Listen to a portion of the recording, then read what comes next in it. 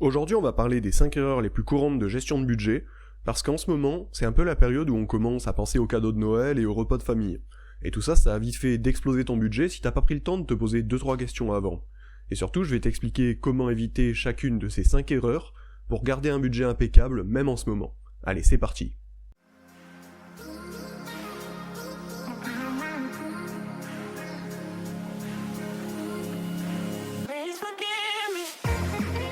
Erreur numéro 1, oublier de prévoir les dépenses annuelles. Certaines dépenses sont pas mensuelles mais annuelles, comme les impôts, les assurances ou les cadeaux de Noël justement.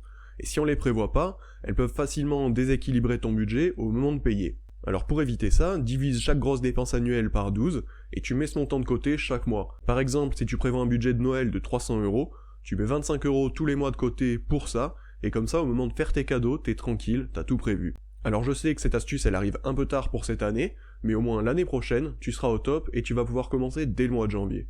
L'erreur numéro 2, ne pas suivre régulièrement tes dépenses. Faire un budget une fois c'est bien, mais pour qu'il soit efficace, il faut le suivre et l'ajuster régulièrement. Sinon tu risques de te retrouver avec des écarts et des mauvaises surprises. Personnellement, quand j'ai fait mon premier suivi de mes dépenses sur un mois, j'avais tendance à dépenser moins, même inconsciemment, juste parce que je notais tout, mais après quelques mois, ces habitudes sont vite revenues.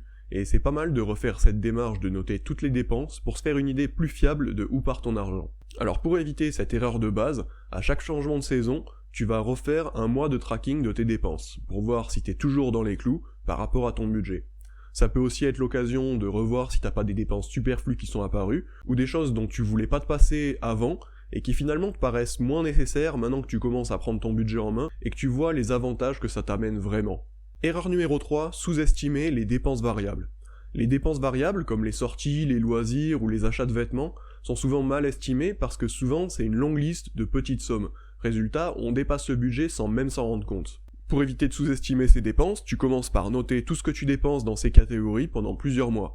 Pour ça, tu peux aller jeter un œil sur tes relevés de compte, et ensuite tu fais une moyenne sur ces quelques mois. Ça te permet d'avoir une idée plus réaliste du montant à prévoir, et t'ajustes ton budget selon la moyenne mensuelle que tu auras calculée.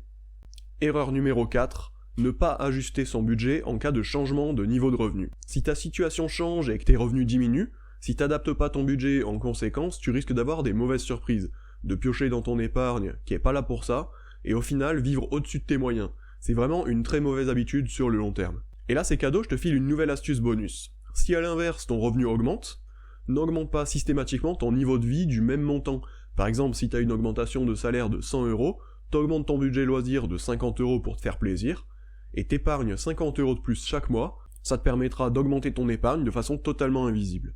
Pour éviter ces deux erreurs, à chaque changement de situation, tu penses bien à revoir ton budget en détail pour l'adapter à tes nouveaux revenus. Erreur numéro 5, trop se fier à sa carte de crédit.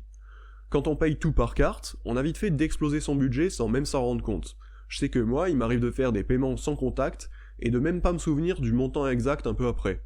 Si en plus tu récupères pas le ticket de carte bancaire, tu peux être sûr que le budget va flamber. Pour éviter ça, on en revient à un grand classique de la gestion du budget qui moi m'aide énormément, c'est de privilégier les paiements en liquide. Quand tu lâches un billet de 50 et qu'on te rend 3 pauvres pièces jaunes, je te garantis que déjà le montant que t'as payé tu t'en rappelles plus facilement. Et pour finir, une dernière erreur bonus pour la route, si c'est pas déjà fait, et là vraiment j'insiste, c'est super important pour mieux gérer ton budget, abonne-toi à cette chaîne. Allez, salut!